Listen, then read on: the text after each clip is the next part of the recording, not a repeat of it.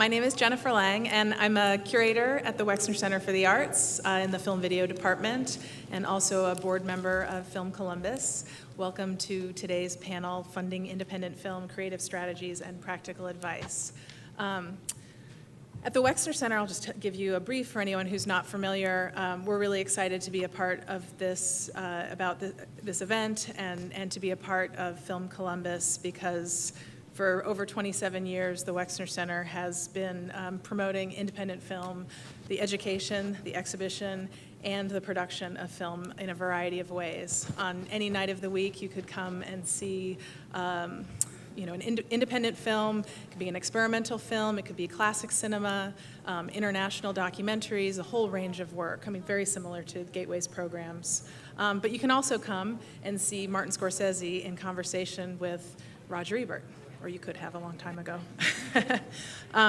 So we make it a practice to bring visiting filmmakers to the Wexner Center, and that part of that is that motivation is a desire to educate the community and give them a chance to actually interact with filmmakers. And those conversations, if any of you have ever attended a screening with a visiting filmmaker, have ranged from raucous and crazy and surprising to incredibly compelling, meaningful, intimate conversations. But we also have this side of the program that's called the Film Video Studio, and that's the program that I represent. Also, for over 27 years, we've run a production and post-production studio at the Wexner Center that's really outfitted as state-of-the-art as we can afford. So it started with like Grass Valley systems, and then slowly moved to nonlinear digital editing. And what we do is we give free access to those facilities, equipment, and most importantly, staff and expertise. We have 2 full-time editors who we assign to projects, and these artists and filmmakers come from all over the world. We give them a free place to stay. We give them free access to the facilities, free access to 2 incredibly talented editors, or 1 of 2 incredibly talented editors. And it's everything from an artist showing up with, used to be tapes, now it's hard drives, and they haven't even logged their footage, to artists who come with their, and it can take in some cases years to finish their films. And in other cases, artists are coming with a film that's completely picture locked, and they just need sound mix and color correction. So we provide a really wide variety of services to a very wide variety of filmmakers and artists who work in video. And when John and I were talking about the Film Summit, we work with a lot of local filmmakers in a variety of ways. We've given money to local filmmakers, we've shown their work, we've had them work in the studio.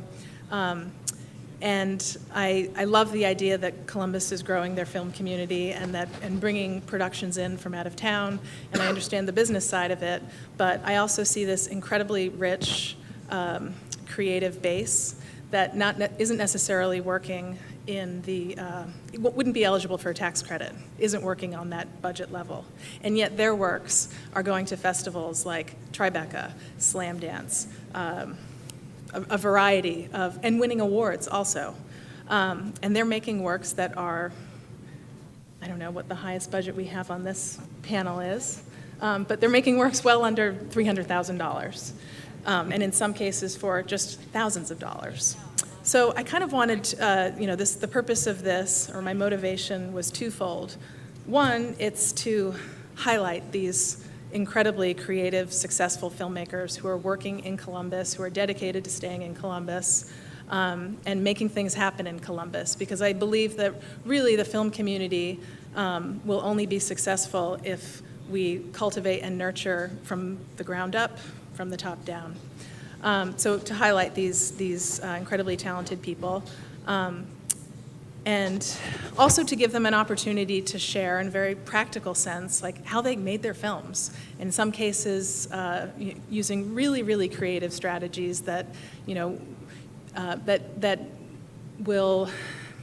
make you realize, like, gee, I don't necessarily need $100,000 or $300,000 or $1 million budget in order to get my name out there worldwide, And so maybe this budget is just $7,000, and the next budget's $25,000, and then 3, 4, 5, 10 films in, maybe you're making $1 million movie. So, in addition to that, so I have, how many people do I have? 1, 2, so I have 6 people on this panel. All are filmmakers, with the exception of one, Lisa Dent, who's a representative from Creative Capital, which is a funder in New York City, and one of the most unconventional funders that I know of, because when they fund films, their relationships with artists, and it's not just filmmakers, but it includes filmmakers, it's visual artists, writers, performing arts groups, they sort of treat it like an investment, but an investment in which they don't ever expect to get a return. So it's a model that's really, really unique, and not only do they give financial support to projects, but they also give support in terms of really cultivating the business side of being an artist, which is often not cultivated, and it shouldn't necessarily be your strong suit as an artist, but in many ways it should, because that's just the reality of the world today. So we have Lisa Dent from Creative Capital, Michael Lange, who's a filmmaker and he's an editor at the Wexner Center also, Gabrielle Burton, a filmmaker based in Columbus. We have Derek Talib and Jose Byers, who represent I-71 Films, filmmakers and producers, and Jenny Deller, who is a director and also has worked as a producer. So I have a PowerPoint presentation, which I think will be fun. Slideshow. And it'll just cycle with not necessarily any relevance to who's talking, but just to give you guys a sense of the diversity and the creativity, because the images are all, each and every one of them, really, really stunning. So I guess first I'd like to hear from Lisa, just to tell the audience a little bit more about Creative Capital, what the funding priorities are, what the model is, and also you and I have talked about this, it was a while ago, the idea of cultivating proposals from off the coasts. Yeah, absolutely. Can you hear me? Okay.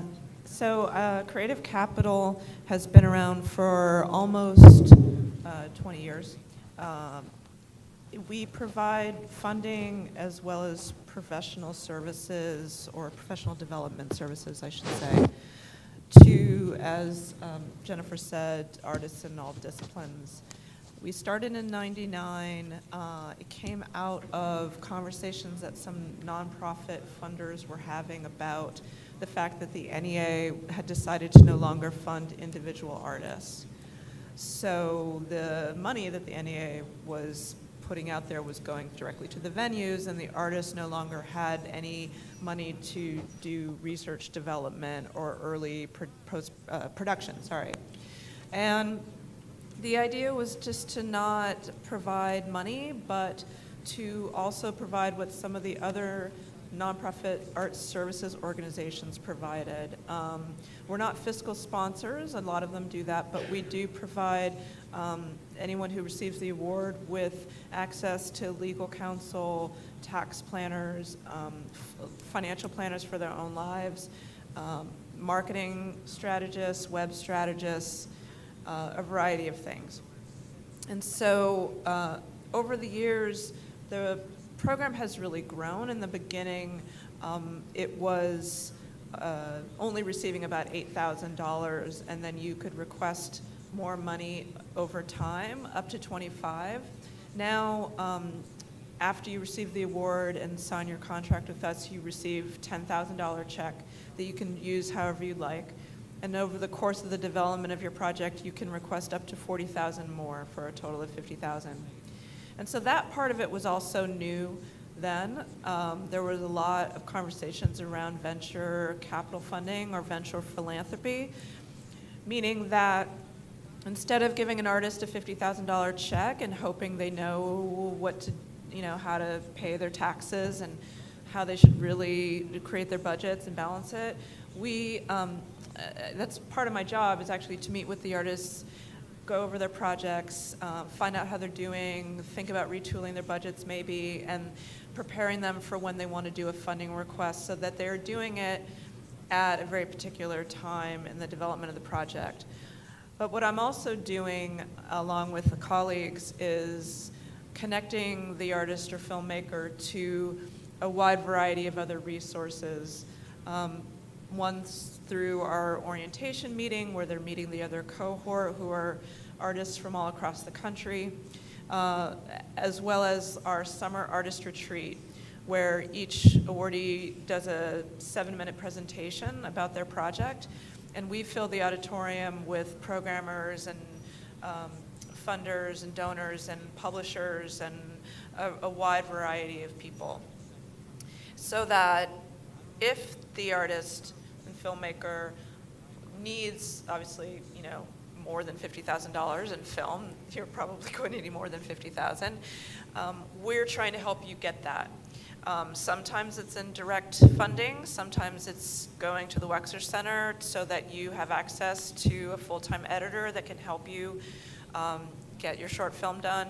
Sometimes it's directly with other grants, which is largely what happens in the doc world, to maybe you're doing a narrative and you're looking for other types of funding. So that what our goal is to take that $10,000 and make it $500,000 if that's what you need. And I mean, as Jennifer said, because of the amount, I think a lot of our filmmakers are experimental. They're used to working with smaller but not all of them are. We had a filmmaker win named Mark Elijah Rosenberg who did a film, I just forgot the name of it, Approaching the, remember it? I don't know it. It was like a couple years ago.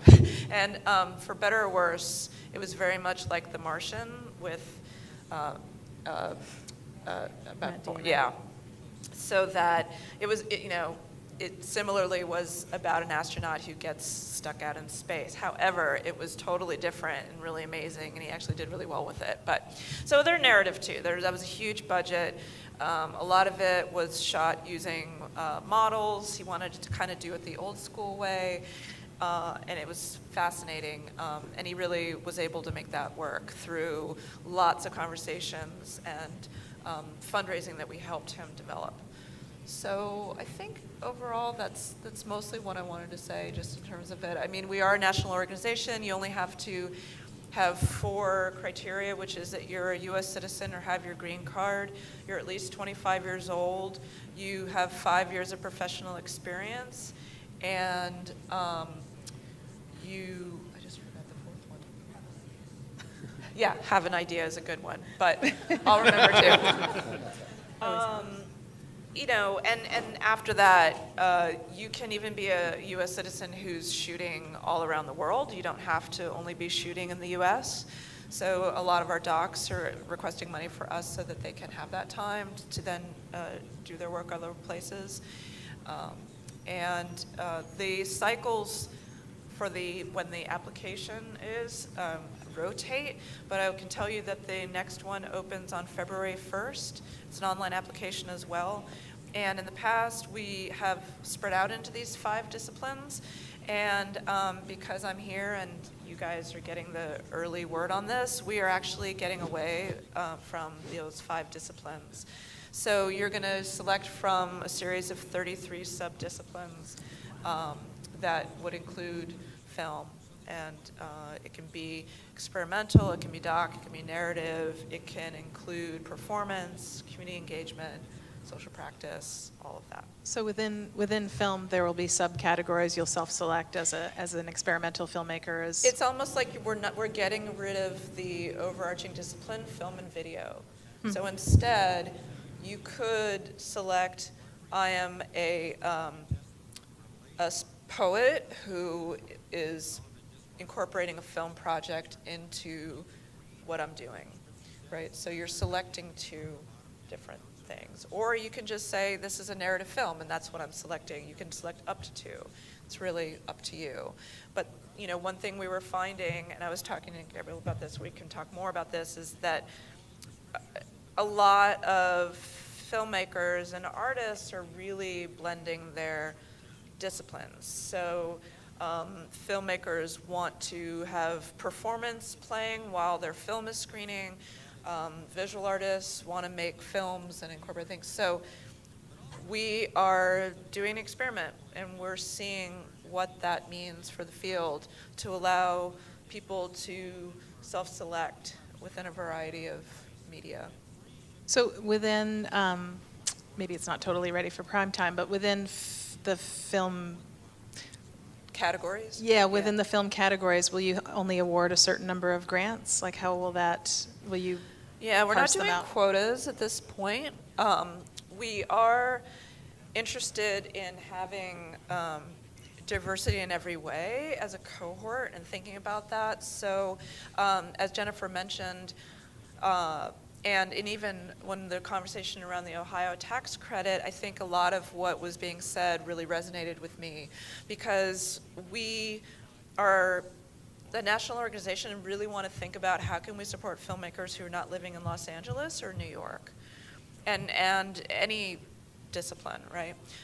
Because we do believe that you can make work from anywhere, and we want to encourage local cities, counties, states to support the creative work that is happening right in their area.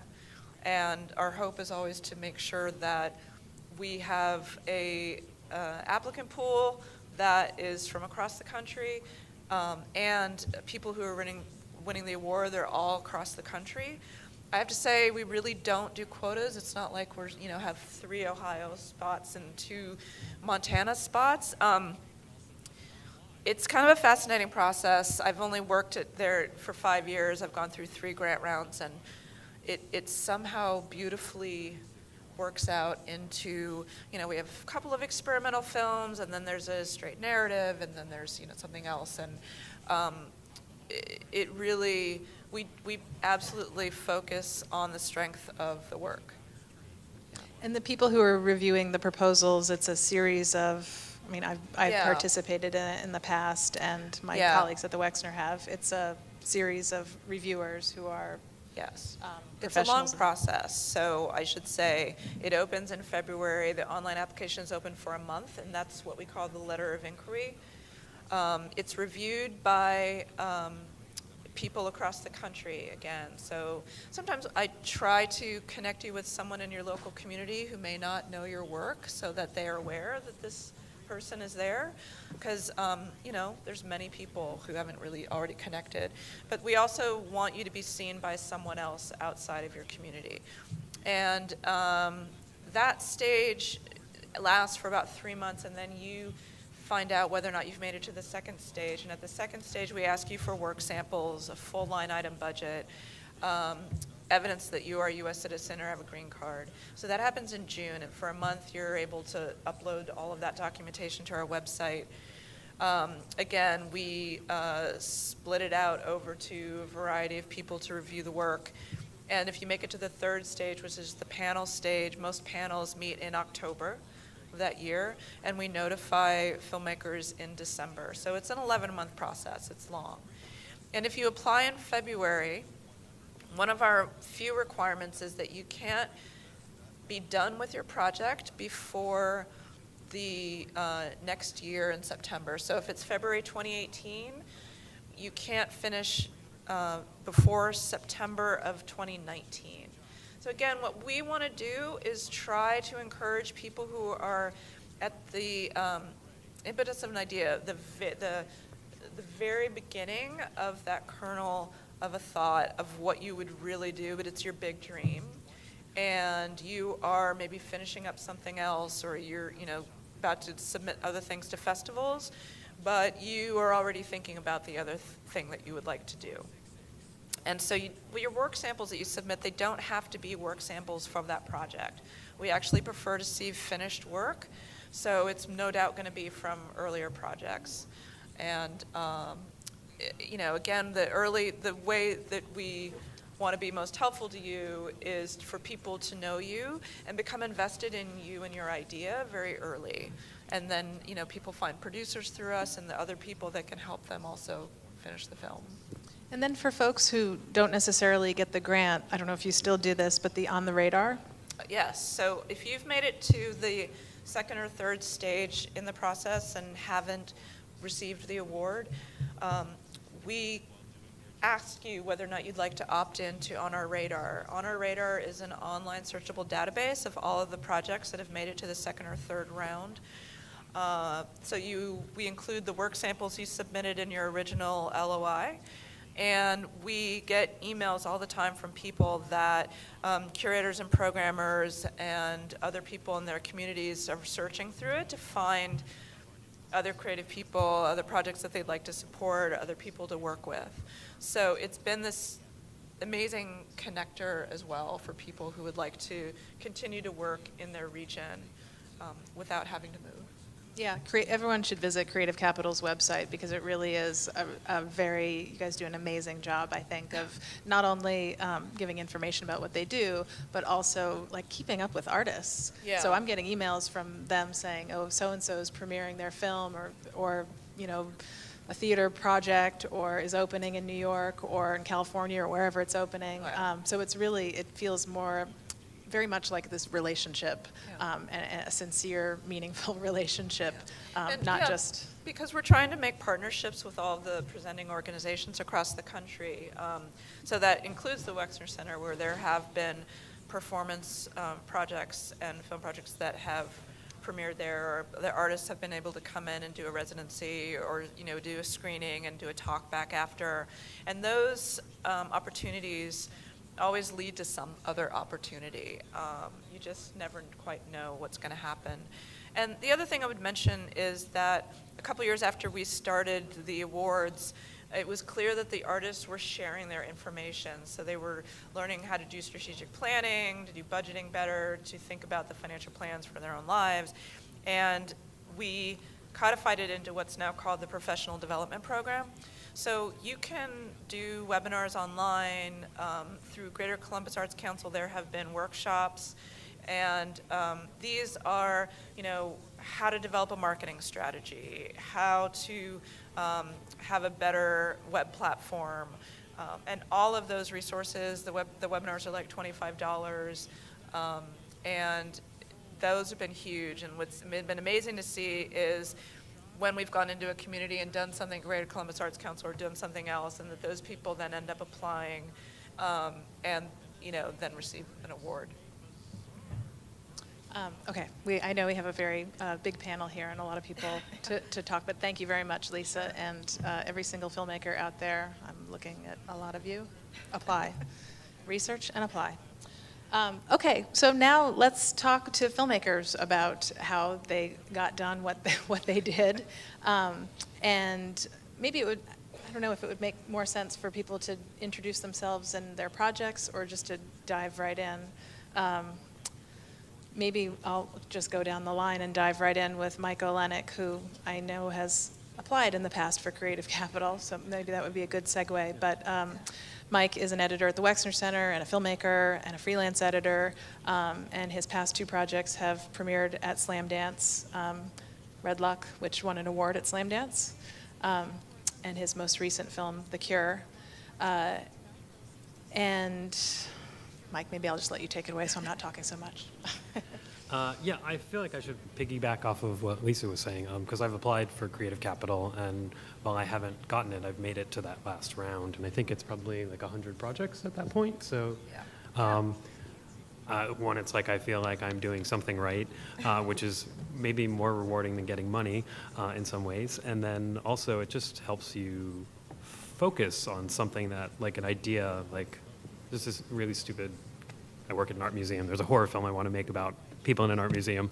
And I've been thinking about it for a long time, and it just, like you talk about it, or I think about it in my head, but until I'm forced to like write about it on paper and sort of focus, like 250 words, like what is this? It's less, it's 150. Yeah, 150 words. It's actually super hard, but you come out of this process with like, this is my log line or synopsis of what this project is, and this is the community that I'm trying to make this film for, and this is how I think I'm going to find money for it. And whereas like on January 31st, you're like, I got this idea for this movie, and like you can't even talk about it. But yeah, I think, and that's like I make short films right now, and I'm looking to make feature films, and I think I'm going probably like $500,000 is probably the minimum for the next big project I want to make. And somewhere there's a still from this film, The Cure, and I think the budget for that was probably about 10 grand, and it's really hard to fund a short film, and I kind of have to get really creative. And I've been fortunate that I've gotten grants from the Ohio Arts Council and the Greater Columbus Arts Council, so that helps. But then it's like, I have to do my taxes. Wait, I'm getting $3,000 back. Whoa, what am I going to do with this money? Oh, I'm shooting a movie. Like, so I kind of like use that as like my surprise budget. And then it's like a lot of favor asking, like Liz Roberts, who's back there, that I think my most recent movie wouldn't have happened if she hadn't agreed to help for 8 hours or something on it.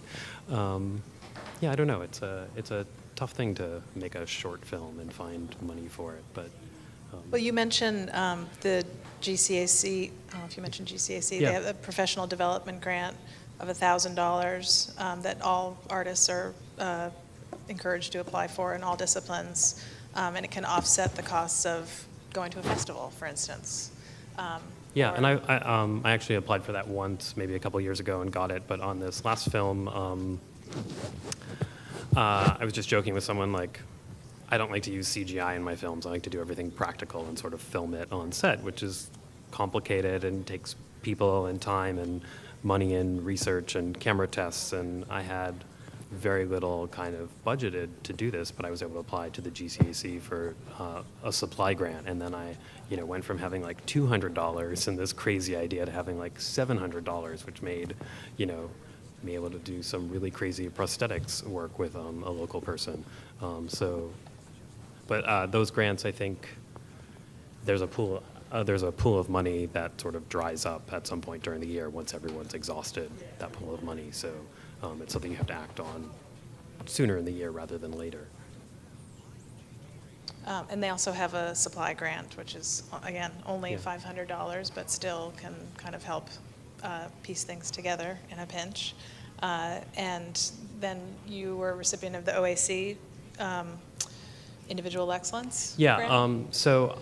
I got money in 2015, and that actually really helped me sort of pay for some festival trips in the year that I was filming my movie, and then also like get a camera so that I could make a movie. And that really just I don't know how I would have been able to make this movie without that. And I'm fortunate that I've gotten that twice, about 10 years apart, and it's actually a lot of work and it's hard, but it means that also you're doing the right thing and sort of like you're making work that's interesting and you know how to write about it, and you're rewarded for that. So like I know that my short films aren't going to probably never make, I think I have one that costs like $50 to make and I've made money off of that one, but I don't expect to make money off these. I know there's like other rewards and other doors that I'm trying to open to be able to make a big feature. So whether it's screening at like a festival or just meeting someone at a festival who's a producer and they're interested in your work and you're like, oh wow, like, because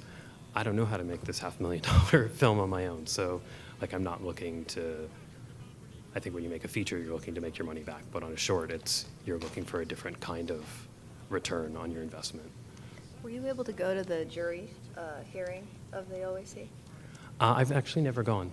Oh. Yeah, no, I That's think I've been really working. interesting. Yeah, I've heard it is. Yeah. Yeah. I just would add that if people do apply, they should definitely try to take off the time to go hear at those hearings, or they're open even if you don't apply, because they rank people from 1 to 3, and that's sort of the first level, and they have 3 different kind of rounds that they do. And it's completely up, you realize one thing, which is that it's sort of up to those 3 individuals and what their personal preference is and what their taste is that day. And then it can completely turn about on, on the 3rd round that someone says, oh, I want it, which happened with one of the times I got in a writing version of the award. And it just was a judge who then said, I want to bring up this person, and it ended up being me. And it was completely off I was out of the running, and then that came back in. And that was actually a really interesting process, because you realize, well, in some ways, you just have to keep making the work you're doing, and it's going to appeal to some people, and it really won't appeal to other people, and you can get feedback of why sometimes in that process of what people are seeing in it, which then makes you a stronger artist.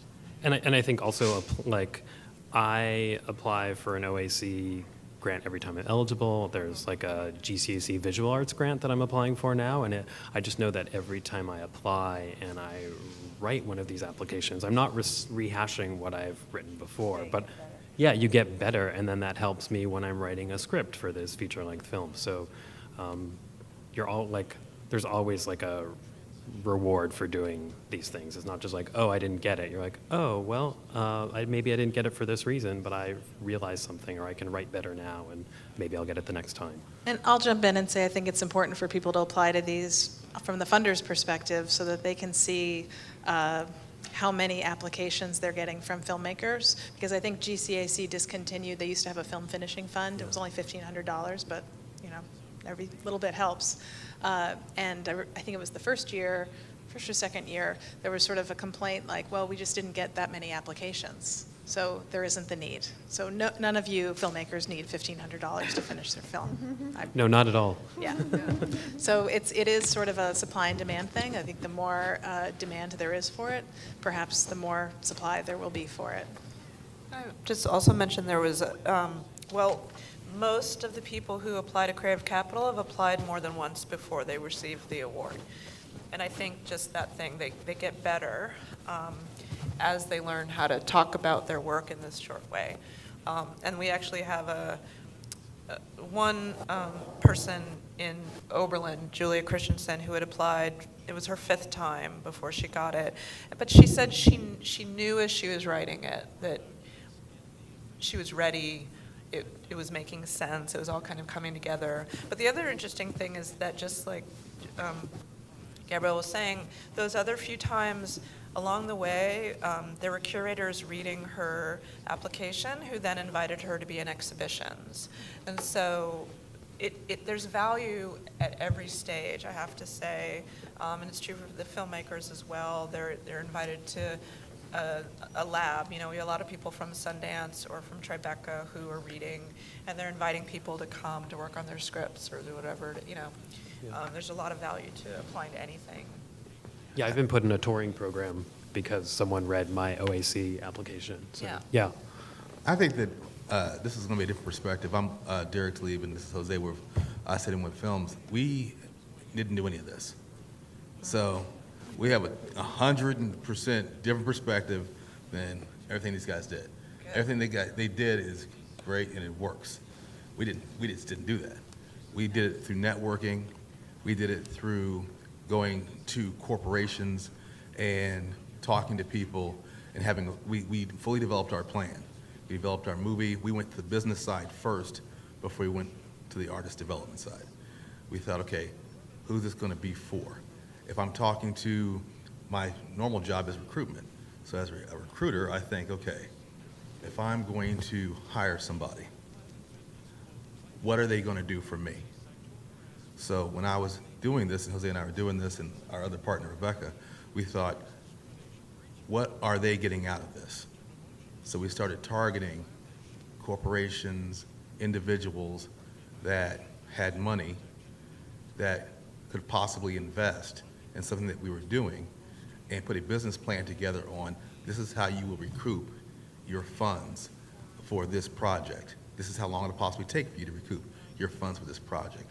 Ironically, Jose and I met with people in New York, California, and Georgia that were willing to give us money just like that, because they were used to dealing with the film industry.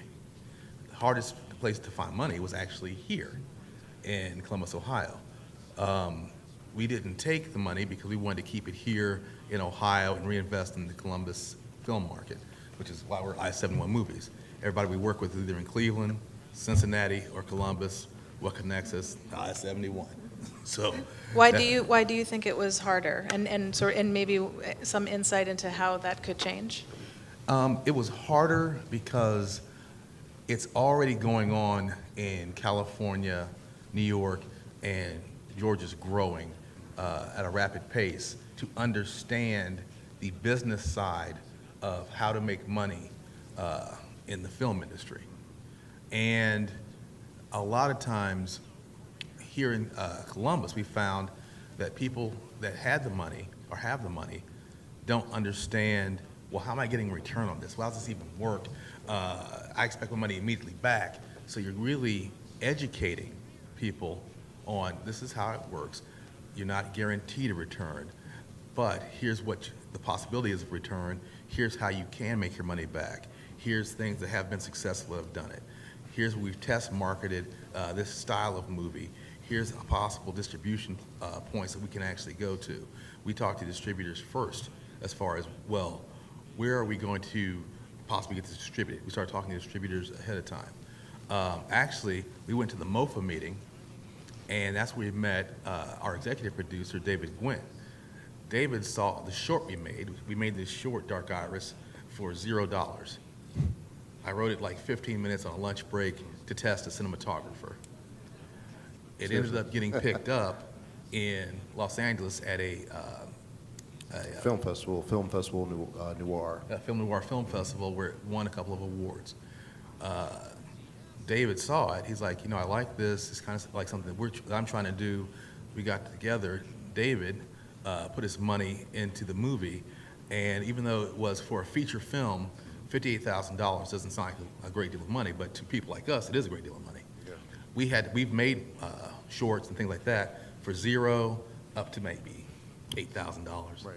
So when time somebody gave us this kind of money, we're like, oh, we know how to use this money. So what we did is, if you get any money, you put it into the crew. Okay, we had one cinematographer, one sound guy, one gaffer. We had a utility knife that did like graphics and things like that. Okay, that was our crew. But the first thing we did when we got the money, we sat down with them and said, okay, what do you need to make this look like it's a $3 million picture? Right. And they said, okay, we need these kind of lenses, we need this, this, and this. Our money went to the crew, okay? To get a server so they could actually do the editing that we needed on it, everything, okay? Because you can have a low-budget film, but it doesn't need to look like it's low budget, Right. okay? Because you want people to be more astounded that, wow, you did this for this little bit of money? Then they're going to end up giving you more of that money. Right. Currently, we've gone kind of backwards in doing this. The people we dealt with prior to doing this feature are now coming back around to us because they're like, wow, you guys did this feature. They want to now give us money to do other things with, but it started with no money, doing a short of this movie in my basement and in his Parking garage. his parking garage. And what you have to do is find and network with people here, network with people in Ohio. You may have something that somebody has. You may have to work for free, okay? You may have to have them work with you for free to make a finalized product, which is what we did for our first one. And then when we were done with that, we had a nice product that we were able to get picked up in Los Angeles. And then from there, David looked at it and he's like, this is pretty good for what you guys did. And he said, let's make a feature. So we got together, co-wrote the feature. Next thing you know, we got to go to Cannes Film Festival with it. We've got to, it's around being negotiated to go over to China. We got a sales agent that's putting it in, like right now we're negotiating with 5 different countries. Right. Putting a nice package together for us to get the film hopefully distributed sometime this year. Right. But it all started with people doing stuff for free. It all started with, we worked as extras on movies, and we were working as extras. We noticed that, wow, Andrew's a really great cinematographer. See if we can network with him. We got it. Boy, his guy here is really good at sound. We got him. I happen to have a guy that was my roommate in college that was a great sound engineer. He's in New York. He's won 2 Emmys. I got it. But it was all through networking. You have to network. You have to expand your web and talk to people and help each other out, because we wouldn't do anything without everybody, because we needed everybody's help to do it. We were fortunate that we ran into David, but we were fortunate because we went to the MOFA meetings, we were networking, and we were looking for people who had the same mindset. David's a screenwriter, I'm a screenwriter, and getting 2 screenwriters together, first of all, you're like, Well, my ego's bigger than yours. But we end up working together because we said the project's what we wanted to do. And we hashed out a nice project, and we're going to work on other ones as well. But the thing is, from a financing standpoint, all right, you have to be really good stewards with what you get.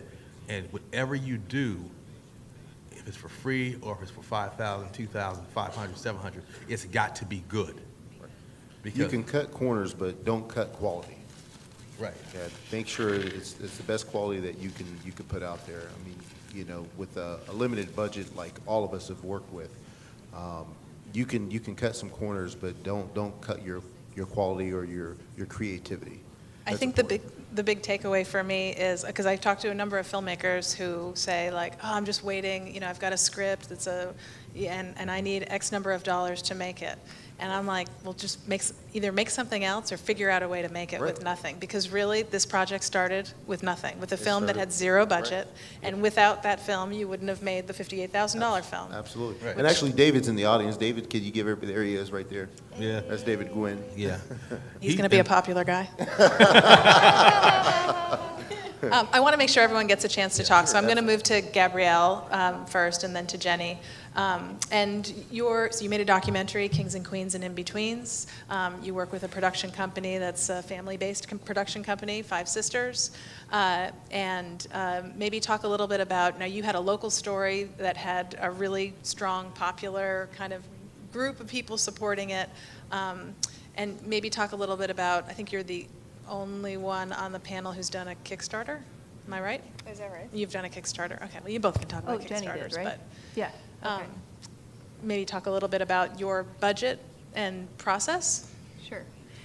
Well, so my sisters and I have done, I think 6 feature-length films, and then shorts and commercials and things. And so they range from almost $2.5 million down to, micro budget level. And so we've done sort of the private financing route, and as we have developed kind of in our work, for various reasons, I think we've been drawn more and more to kind of the social engagement using film as a tool, which we've always were interested in features.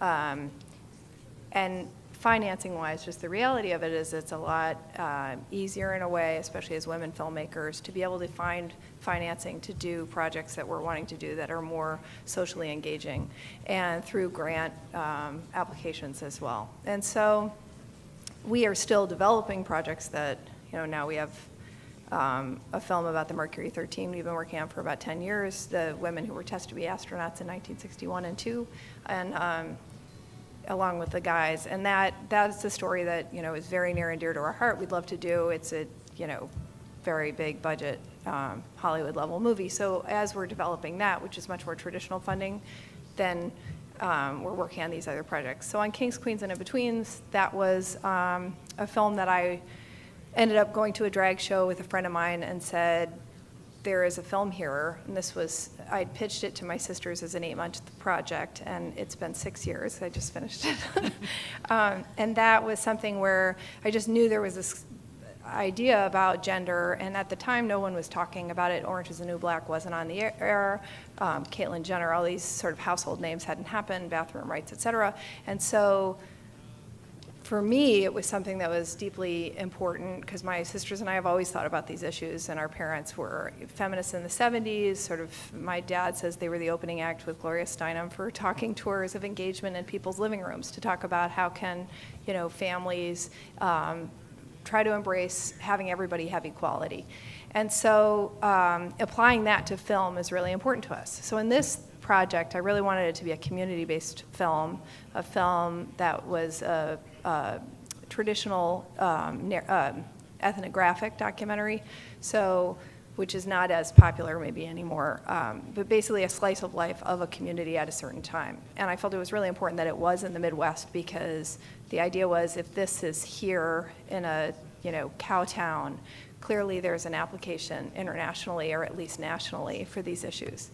And so in doing the funding it was just cobbled together with tons of, a lot of volunteer work and a lot of time on myself. I learned to edit during it because I ran out of money for the editors, and a lot of just stuff you do out of desperation and need. And then asking, favors of companies and support of people and people to put in, a day here, a day there. And then the Kickstarter was a bit over $26,000, and that was really helpful earlier in the film to sort of get things going, to pay editors, to get some people filming the project. And there are people here who helped, like Jason was one of the initial people who helped shoot some of the stuff. And Matt Hubbard helped finish it with the color, and John was helping out. And so there were people who were coming into it and time periods in that 6-year span that were really, part of that creative process as well.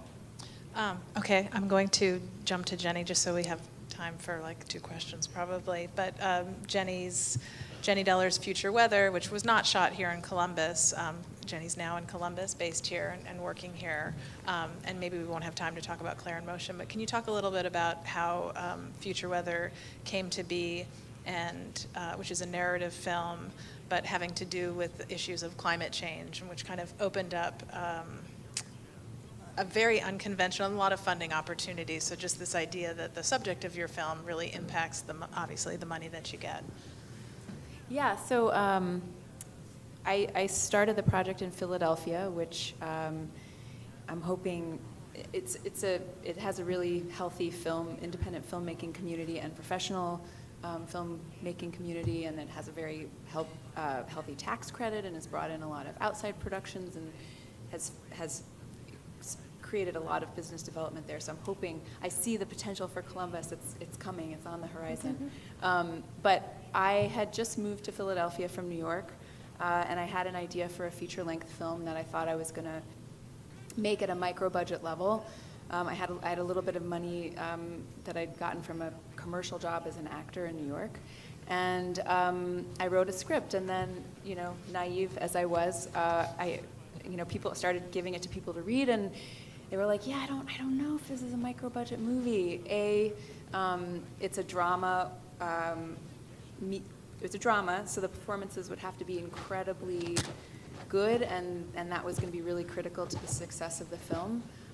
So I got a lot of advice, and then I sat back and I decided to sort of do a little experiment. And so I shot a fundraising trailer for the film first. And that was a way for me to get to know the local community, because I was new to Philadelphia at the time, know the local acting pool, and also get to work on set, because as a filmmaker, it's very hard to practice your craft without involving lots of people and getting a whole thing together. So that proved to be incredibly useful, and we used that, like you guys in a way, like you did with your short, as a fundraising tool. But what it did was it clued me in too that, I don't think this is a micro-budget movie. I'm going to have to, there's some really meaty roles in this, and that's a plus. So look at it as sort of a thing that's going to help sell your movie, but it's probably more like a $200,000 movie. Well, it ended up being a $600,000 movie, and I had never raised money for a film before. I'd been sort of, like a lot of you guys, just working with tax return money or nothing, just taking out a video camera, and this was also right around the time that the Red camera came on the scene. So all of a sudden, it was possible to make a movie that looks like $1 million for much less. So it took us 5 years, and us being my producing partner, Kristen Fairweather, has nothing to do with the title of the movie. So she and I kind of took on this octopus method where we, I think, used every possible way to raise money except maybe pre-sales, which we can get to. But we raised somewhere around $360,000 through private investors. We raised over $80,000 in grants from a myriad of foundations and independent film organizations that are out there.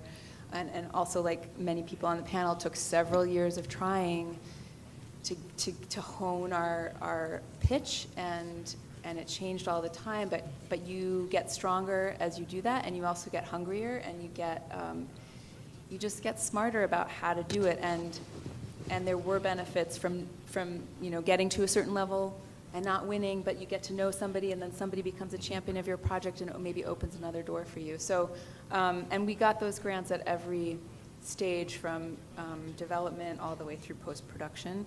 So we were always raising money.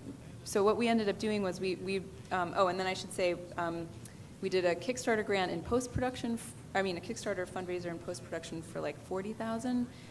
We did trade-offs during production, which is you basically ask businesses to donate goods or services to you, and then in exchange you hope to help publicize what they do. And so because the film had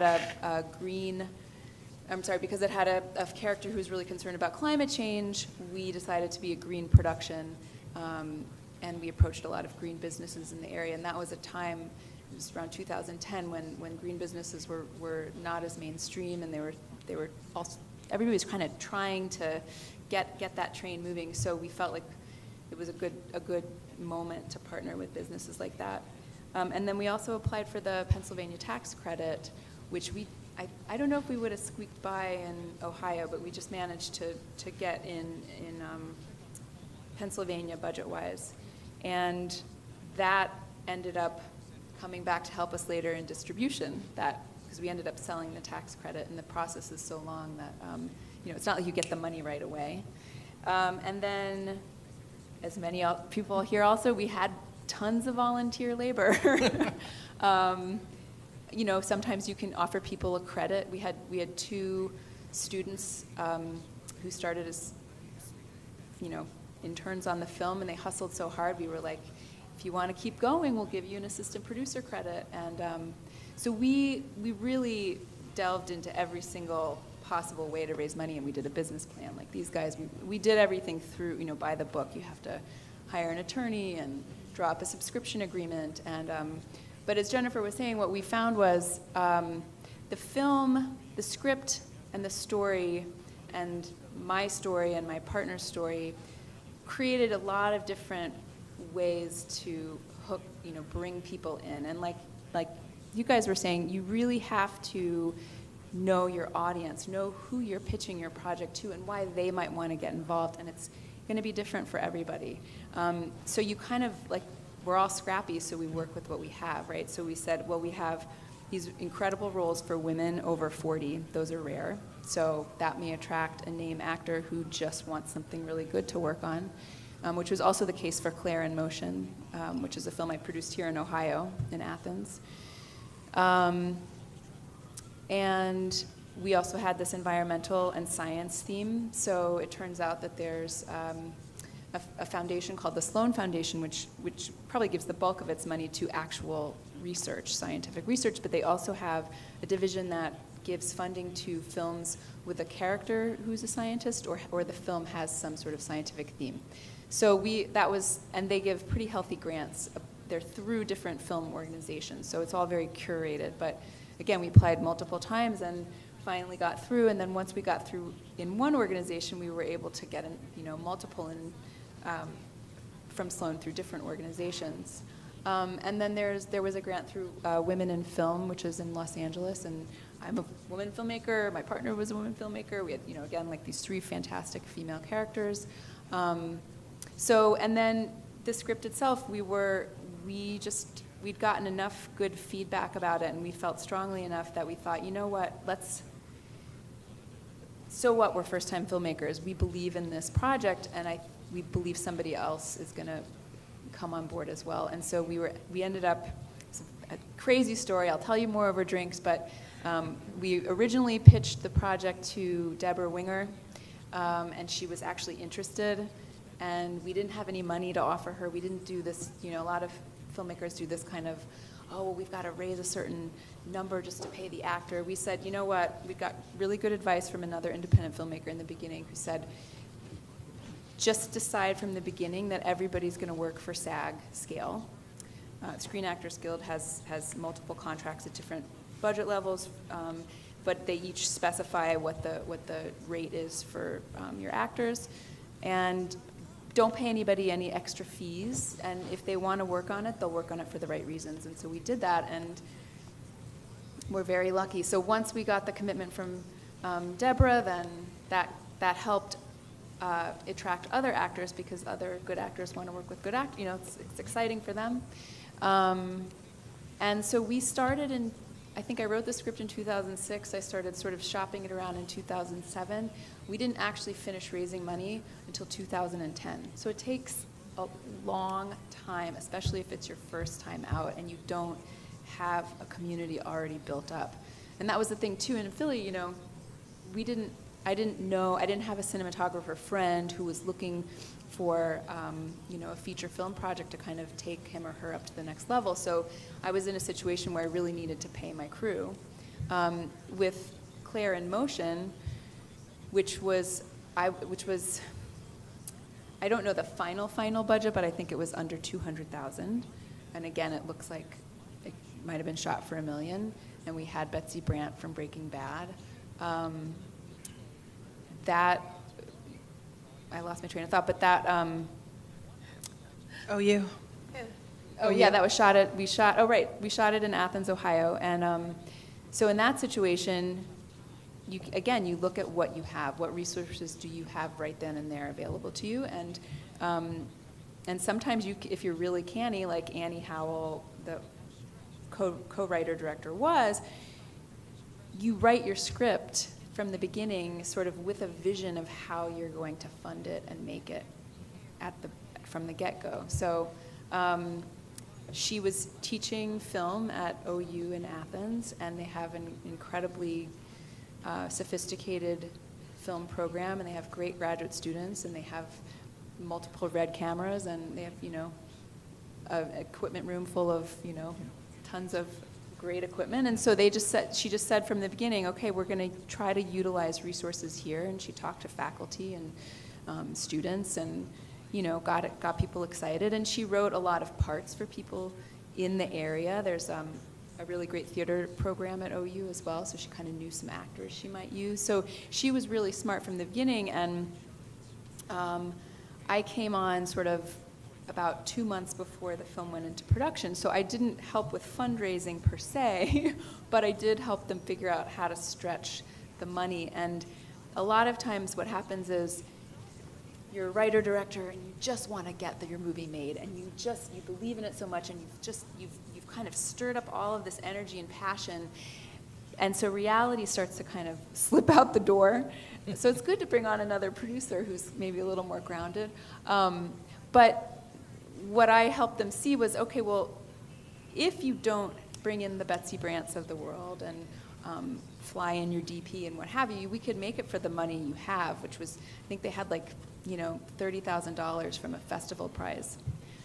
But if we start bringing in people from outside, and even Betsy Brandt, even if she's going to work for, you know, a SAG modified low budget, which is $100 a day at that point, now it's $125.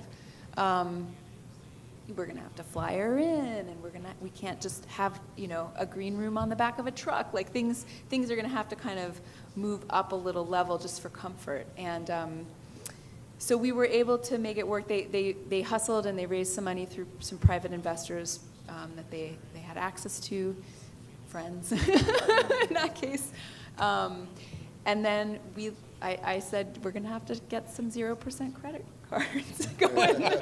And that was sort of how we stretched the budget until, again, they could finish fundraising, which kept going. And like I was saying for Future Weather, we sort of finished one round right before production in 2010. That was enough to get the movie in the can, and then and maybe get through like 8 weeks of editing, and then we kept raising. And we actually kept raising. Kristen was kind of miraculous in that she kept raising money even during production, which was kind of brutal. So, Well, I know that, where's John? Back here. I know, we've reached time. I told you this could be like I an all-day know. thing. Jennifer wanted like all day when she first asked me. I'm sure there are questions, but I'll let John decide. Yeah, whether we there's can do any like time. one quick question, and then everybody's going to stick around afterwards, right? Yeah, And yeah, grab them and definitely. ask questions. And anybody have one real quick question? Well, Then, oh, of course, Casey.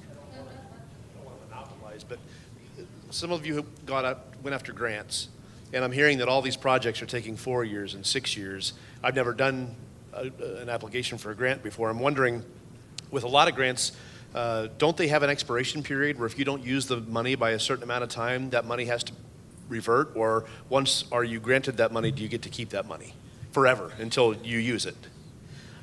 It's a bit all over the map. So Creative Capital, we actually don't have a deadline. Most of our projects have a 3 to 5 year timeline, but we do tell our artists and filmmakers to think of it as a bank, and you can use it when you need to. I think, what about OAC? Did you have to finish? Yeah, for the OAC, it's, yeah, but you have to report on what you spent the money on during that year, and then the GCAC, at least for, well, I think the supply grant, you have to propose what you're doing, kind of like go through and say, I'm going to spend this on silicone for prosthetics and this for that, and then like what time period you're going to work on it. So it's not just like an open-ended, it is like, I think they're asking, it's also they want to know that you've done your homework and you're actually going to do this, rather than just say, hey, I want $500 to make like a silicone puppet for a movie. Like you have to prove that like, oh, I know this costs this much and this is the time frame that I'm going to do this in. So I mean, I was glad Derek brought up the corporate funding and all of this. I mean, the reality is that as American filmmakers, it's very few that are doing only grants once you get to a certain, you know, scale of film that you want to do. So I mean, and you heard that from Gabrielle and Jenny. I just think it's important for all filmmakers to understand how to address all different kinds of stakeholders. And they're going to be corporate, you know, private foundations, state foundations, you know, all kinds of things.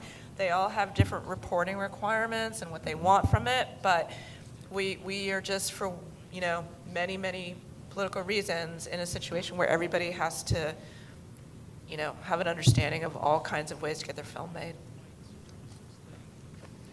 Great. Thank you all very much. Round of applause.